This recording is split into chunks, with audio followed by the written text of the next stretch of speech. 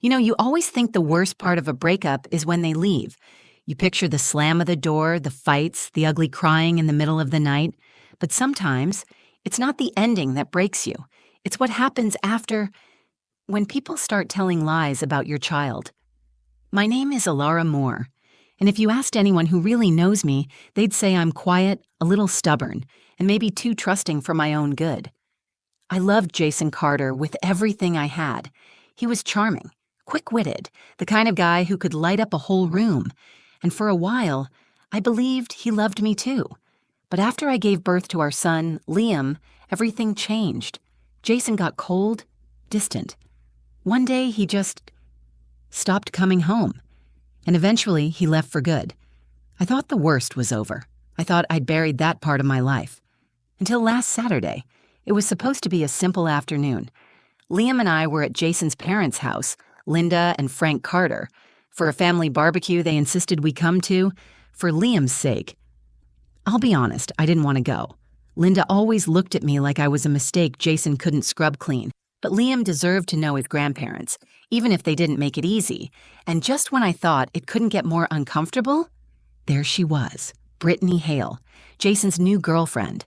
Blonde, perfect, and mean, in a way that was always dressed up with a fake smile. She grabbed Jason's arm like I might steal him back if she let go for even a second. It was when Liam was playing near the patio that it all happened. Linda, sipping wine, leaned over and said, loud enough for everyone to hear, "You can't even prove the baby is Jason's." I felt like the ground cracked under my feet. I opened my mouth, stunned, but before I could say anything, Brittany burst out laughing. She tossed her hair over her shoulder and smirked. He's too smart to be her kid. Honestly, it's obvious. I could feel every eye on me. Jason said nothing, just looked away, pretending he didn't hear. I wanted to scream. I wanted to grab Liam and leave. But then, from the corner of my eye, I saw Liam walking toward me. He wasn't smiling. His little hands were trembling, clutching something. A crumpled envelope. He stood in front of me, his voice shaking, and said, "Mom, Dad told me to give this to you," when they started lying again. The whole backyard froze. Even Brittany's smug little grin faltered. I dropped to my knees, level with Liam, and took the envelope from his hand. It was old and worn, like he'd been carrying it around for a while, waiting for this moment. For a second, I couldn't move. I just stared at it, feeling this strange electric buzzing in my ears. I knew, whatever was inside this envelope, it was going to change everything. You see, people think strength looks like yelling, throwing things, standing tall and fearless. But sometimes, strength is a little boy's shaky voice. Sometimes strength is holding on when the world is trying to pull you apart. I took a deep breath, smoothed out the paper inside, and started to read. After Jason left, the world felt like it had cracked wide open. There's this moment they don't tell you about, when you're sitting on the floor, surrounded by the pieces of a life you thought you were building together, realizing you're the only one left to pick them up. I still remember holding Liam in my arms, barely a few weeks old, while staring at the front door Jason had walked out of for the last time. No calls, no apologies, just silence. But silence has a funny way of teaching you things. It taught me that love isn't about words, it's about showing up. And if Jason wasn't going to show up for Liam, then I was going to show up twice as hard. So I got a job at a small accounting firm in town. The hours were long and the pay wasn't great, but it kept food on the table and a roof over our heads. I leaned hard on the two people who never made me feel like a burden.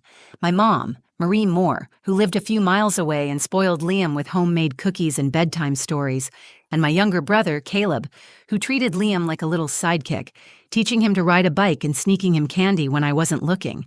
It wasn't easy. There were nights I sat alone at the kitchen table, bills spread out like a battlefield, wondering if I was enough, wondering if Liam would grow up feeling half empty because his father chose to be a stranger. But Liam, he was my light, bright, curious, always asking questions about how the world worked. He had this spark, this unstoppable eagerness to learn and explore, that sometimes made my chest ache with pride and fear all at once. And every time I worried about the future, he'd come running into the room, laughing about some bug he'd found outside or showing me a drawing he'd made, and I'd remember, We were already enough.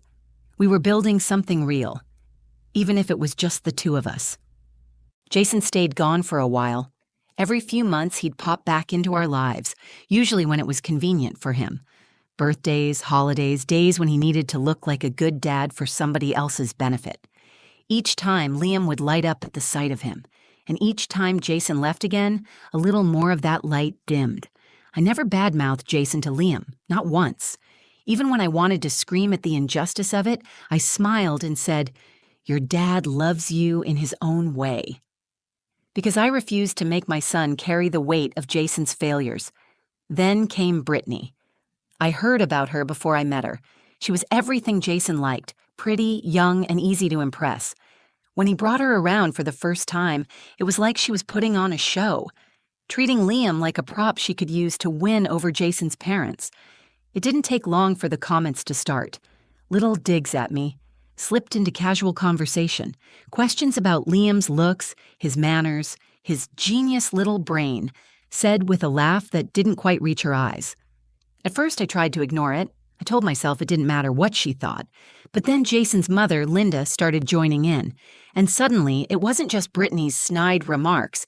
It was Jason's whole family whispering behind my back, picking apart my life, my parenting, my son, sowing seeds of doubt wherever they could. And Jason? He just stood there, smiling, letting it happen. I told myself I wouldn't let them get under my skin. I told myself they couldn't touch what Liam and I had built. But when they invited us to that family barbecue, when they insisted we come for Liam's sake, I knew deep down it wasn't about family at all. It was about control. It was about humiliation. Still, I went, for Liam. Because despite everything, he deserved the chance to know his roots. He deserved the chance to believe the best in people, even if they didn't deserve it. And as I stood there that afternoon, under the weight of their stares and their laughter, watching Liam play on the grass with the innocence only a child can have, I promised myself one thing. Whatever they threw at me, however small they tried to make me feel, they would never take away my son's truth. They would never take away our story. I just didn't know yet that Liam was carrying a piece of that truth with him.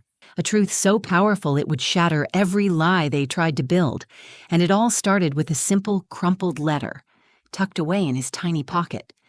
The afternoon air felt heavy, like it was pressing down on my chest. I stood near the patio, watching Liam run across the yard with a red plastic ball in his hands, his laughter cutting through the low buzz of conversation around me. I clutched my lemonade a little tighter and tried to smile, tried to convince myself that we could get through this barbecue without any drama. For Liam, always for Liam. I caught snippets of conversations. Brittany laughing too loud, Linda's sharp little comments disguised as polite small talk. Jason was somewhere near the grill, flipping burgers and pretending he didn't see the side eyes Brittany and his mother were throwing my way. And then it happened. Right as Liam came back toward the patio, cheeks flushed from playing, Linda leaned into Brittany, not even bothering to lower her voice. "You know," she said, her words dripping with fake concern, "Alara can't even prove that boy is Jason's. I mean, just look at him." Brittany burst into one of those shrill, mean laughs that sliced right through the air. She tossed her perfectly curled hair over her shoulder and said, "He's way too smart for her. I mean, come on, it's obvious." My heart stopped. Time slowed. I could hear the clink of a fork against a plate, the buzz of a bee somewhere near the garden, every tiny sound except the pounding of my own heart in my ears. I turned toward them, my face burning. Jason was right there. He heard it. And still, he didn't say a word, not even a glance in my direction. He just stood there, flipping a burger like none of it was happening. I opened my mouth to respond, but nothing came out. How do you even defend yourself against something so cruel, so ridiculous? And Liam, sweet bright-eyed Liam, stood there, frozen, looking up at me. He didn't understand the full weight of what was being said, not yet, but he knew enough to know it wasn't good. He knew enough to know they were hurting his mom. I felt a deep, primal fury rise up in me, but I swallowed it. I had to stay calm. For him, that's when I saw it. A flash of movement by my side. Liam was reaching into the pocket of his jeans, pulling out a wrinkled, battered envelope. His hand shook slightly as he held it out toward me. His voice was small, but it carried enough power to cut through the entire backyard full of fake smiles and poisoned words.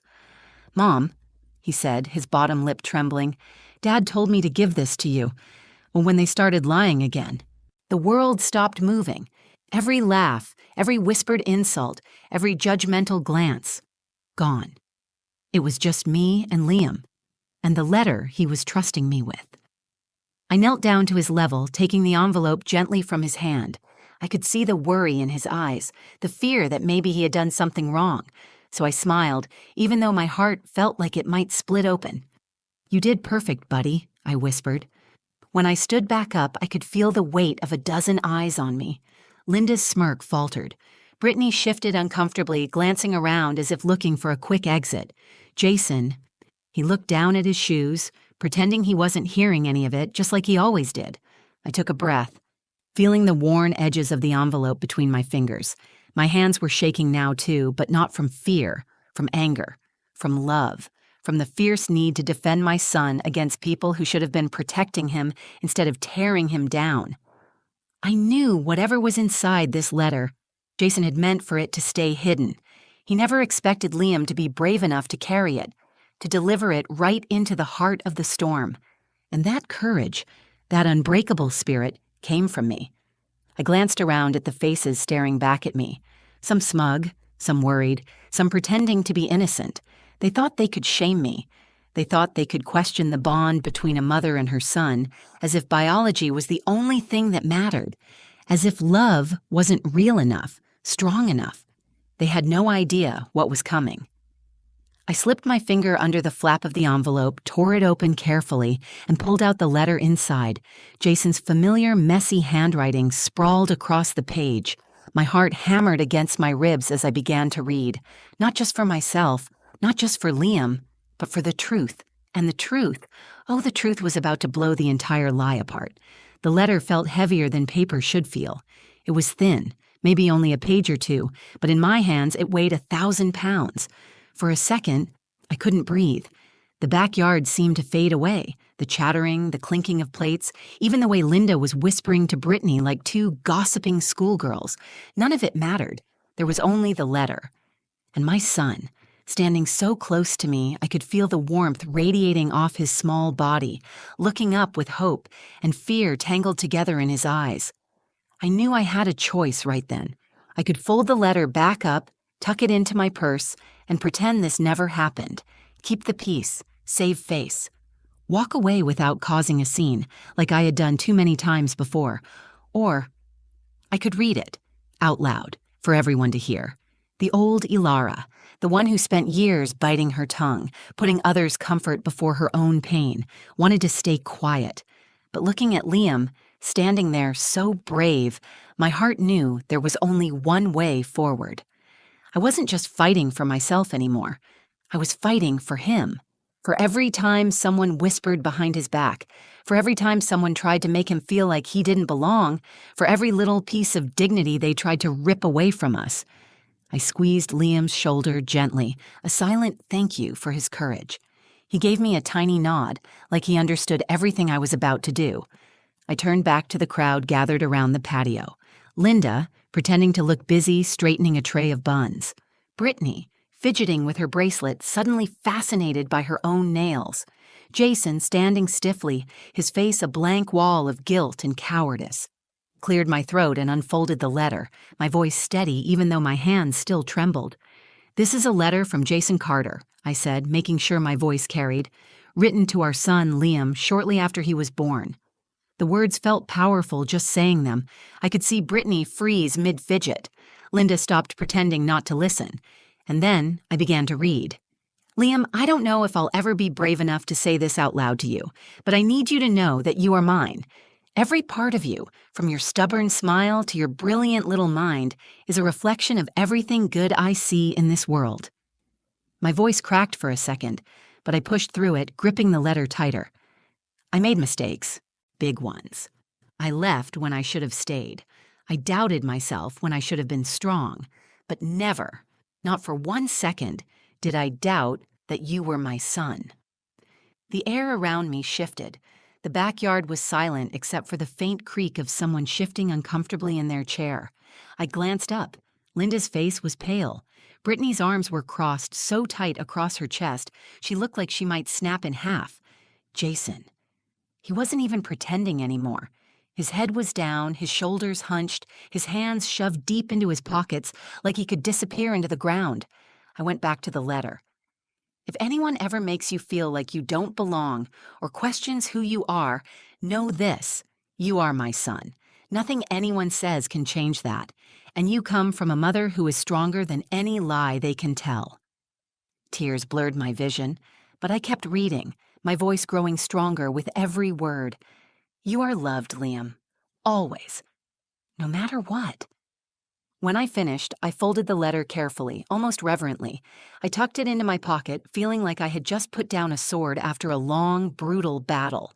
No one said a word. Not Linda, not Brittany, not even Jason. I looked at Liam. His little face was glowing with pride. He threw his arms around my waist and hugged me tightly, and I knelt down to hold him right there in the middle of the patio. For the first time in what felt like years, I didn't care what they thought. I didn't care about their opinions, their whispers, their judgment. I had the truth. I had my son, and nothing they could say would ever take that away from us. As I stood back up, still holding Liam's hand tightly in mine, I realized something. This wasn't just a barbecue. It wasn't just a petty argument. It was a battlefield, and we had just won. Not because Jason admitted anything, not because they apologized, but because Liam knew, without a shadow of a doubt, that he was wanted, he was loved, and he was enough. And no one, not even Jason's family, could rewrite that truth. When I finished reading the letter, I looked up, and for a moment, no one moved. The backyard that had been so loud a few minutes ago, filled with laughter and casual cruelty, was now completely still. You could have heard a pin drop. Jason's parents, Linda and Frank, stared at me like they'd just seen a ghost. Linda clutched her wine glass so tightly I thought it might shatter. Frank shifted uncomfortably, pretending to check his watch, desperate for an excuse to be anywhere but here. Brittany, the queen of smug smiles and whispered insults, suddenly had nothing to say. Her cheeks flushed a deep, angry red, and she glanced at Jason like maybe he would save her. He didn't. Jason stood there, frozen, staring at the ground like he could wish himself invisible. Not once did he meet my eyes. Not once did he even look at Liam. The silence stretched longer and longer, suffocating, until finally I heard a soft voice. Liam's. "Is it true, Mom?" His eyes were wide, shining, waiting for the confirmation he needed. I dropped down to one knee so I could look him right in the eyes. I rested both my hands on his small shoulders and said, loud enough for everyone to hear, "Yes, baby, it's all true. You are so loved. You have always been enough." He smiled then. That brilliant, pure smile only kids can pull off, and threw his arms around my neck. I squeezed him tight, feeling the knot that had been sitting in my chest for years start to loosen. Across the patio, Linda cleared her throat, struggling to regain control of the situation. "Well," she said stiffly, "maybe we all overreacted. It's not like anyone's perfect." Her voice was high and defensive, a poor attempt at smoothing over what had just happened, but it was too late. Everyone saw it now, the truth. Not just the truth of Liam's paternity, the truth of who they really were. People so small, so mean, they would rather tear down a child than admit their own pride. I stood up, still holding Liam's hand. I could have fought back. I could have screamed, thrown every insult back at them, but I didn't need to, because nothing I could say would be louder than what they had already shown about themselves. Jason finally lifted his head. Our eyes met, and for the first time, there was no warmth, no regret, no lingering hope, only emptiness, only the cold realization that we were strangers now. He opened his mouth, maybe to apologize, maybe to make some excuse, but I didn't give him the chance. "Come on, sweetheart," I said to Liam, squeezing his hand. "Let's go home." We walked away from that backyard, from the judgments, from the lies, and I didn't look back. As we reached the car, I glanced down at Liam. He was humming to himself, swinging our joined hands between us like he hadn't just dismantled an entire wall of hate with nothing but a crumpled letter and the truth. I buckled him into his seat, kissed the top of his head, and just stood there for a moment, letting the afternoon sun warm my face. This was it. The moment I had been fighting for without even knowing it.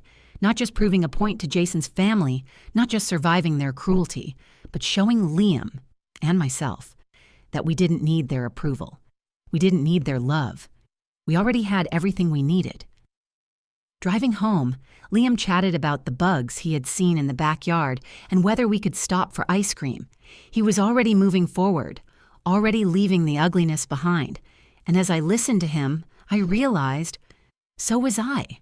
We were free, truly free. Not because Jason's family believed us, I didn't care if they ever did, but because Liam believed. He believed in himself, in me, in the unshakable bond between us that no lie, no doubt, no whispered insult could ever break. When we got home, I tucked the letter into a little box on my nightstand, a box where I kept the things most precious to me. I didn't need to read it again. I didn't need proof. But one day when Liam was older, if he ever doubted again, if the world ever tried to convince him he wasn't enough, I would show him that letter, and I would remind him he was always chosen, always loved, always enough. After that day, something shifted inside me. It wasn't loud or dramatic. It wasn't the kind of change that announces itself with fireworks. It was quiet, steady, unshakable. For the first time in years, I didn't feel like I was fighting to prove something. I didn't feel like I had to shrink myself down to make anyone else comfortable. I didn't feel like I had to explain my family or my son or myself to anyone who didn't deserve to know us. Jason's family never brought up the DNA lie again. There were no more snide comments, no more pointed looks. Not because they suddenly believed in us, but because the truth had stripped away every excuse they had to be cruel. They tried to smooth things over in little ways, an extra gift for Liam on his birthday, an invitation to another family gathering, empty gestures that I politely but firmly turned down. Because once you see people for who they truly are, you can't unsee it. You can't build a bridge from lies and pretend it's strong enough to hold real love. Jason stayed distant after that day. He still sent birthday cards, still showed up sometimes when it was convenient. But the part of me that used to ache for him to be a better father, that part was gone. I realized I couldn't make Jason be the man Liam deserved, but I could be the mother Liam needed. I could be the safe place he always came home to. And the truth is, Liam didn't miss what he never really had. He was too busy living, too busy growing into the kind of boy who made everyone around him better just by being himself. He's 9 now, still smart, still kind, still full of 1,000 questions about the world, still carrying that unshakable spark in his eyes. And sometimes, when I watch him curled up on the couch with a book that's too big for his lap, or when I hear him laughing from the backyard with my brother Caleb, I feel this fierce, overwhelming gratitude. Gratitude that life didn't go the way I thought it would. Gratitude that Jason walked away when he did. Gratitude that we had to fight so hard, because the fight taught us exactly who we are. I'm not angry anymore. I'm not bitter. I'm proud. Proud of the woman I became when everything fell apart. Proud of the boy who never let their lies dim his light. Proud of the life we built. Messy, imperfect, beautiful. People always say family is everything. But what they forget to say is, family isn't who shares your blood. Family is who shows up. Family is who stands with you when the world tries to tear you down. Family is who tells you the truth, even when it's hard. Family is who loves you loud enough to drown out every ugly whisper. Liam and I, we are a family. No permission needed, no approval required. And if there's anything I've learned, anything I want Liam to carry with him for the rest of his life, it's this. You don't have to prove your worth to anyone. You don't have to shrink yourself to fit someone else's small idea of who you should be. You are already enough, exactly as you are. Brave, brilliant, loved, enough. So when people doubt you, when they try to tear you down or make you question your own truth, hold your head high, look them right in the eye, And remember, you don't owe them your pain. You don't owe them your story. You owe yourself your freedom. The letter Liam carried that day was more than just proof. It was a torch that burned through every lie, every doubt, every attempt to make us feel less than whole. And we'll carry that light with us, always, because the world doesn't get to define our family. We do.